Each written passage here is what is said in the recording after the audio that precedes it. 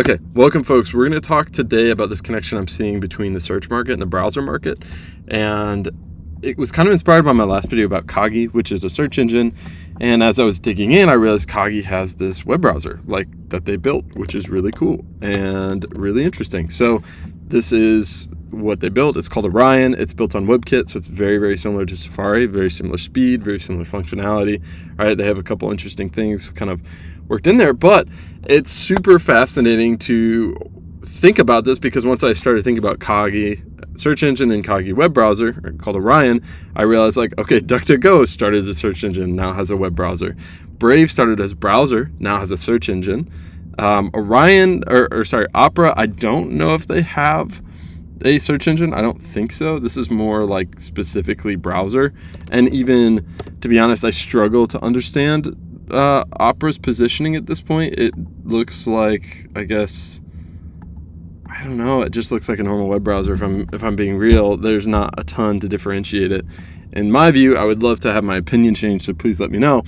But I think what's really interesting is one of the exceptions. So you have the Opera exception, but also Safari.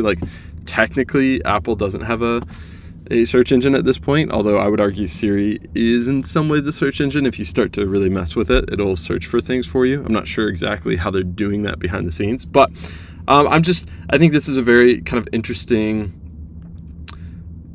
thread to pull on, right? And so we're seeing all kinds of different things where, right, Orion is WebKit like Safari, so not cross-platform. Opera, I'm pretty sure, is based on Chromium, so very similar to Google Chrome. Then I think DuckDuckGo is probably, let me see, DuckDuckGo browser. I'm not 100% sure what they're doing. I think it's probably Chromium based, if I'm honest, but I'm not 100% sure. What's interesting is Brave is, I'm not sure. I think at one point it was based off of Firefox and then they ported it to something else. So Brave's doing a lot of interesting things with browsers. They've been in the game kind of the longest. But what I think is interesting is you're seeing, what I'm curious about and what I want to dig more into and hopefully kind of create a video once I have more thoughts is, why is it so common for search companies to then move into the browser?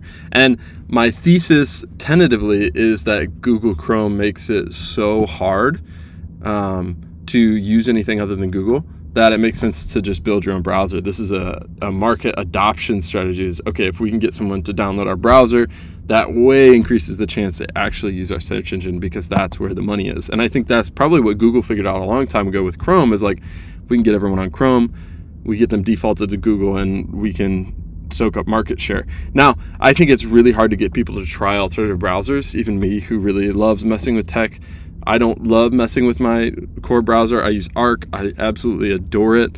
And they've even dipped their toe into search as well, which is really interesting. So I just wanted to highlight this connection between browsers and search and really kind of tease out what these companies are doing, why they're trying both, and what they look like. So I hope to kind of do a more in-depth review of kind of some of these browsers at some point. That may or may not happen. Let me know if you do want me to and which ones you'd be interested in seeing in the comments. Sweet.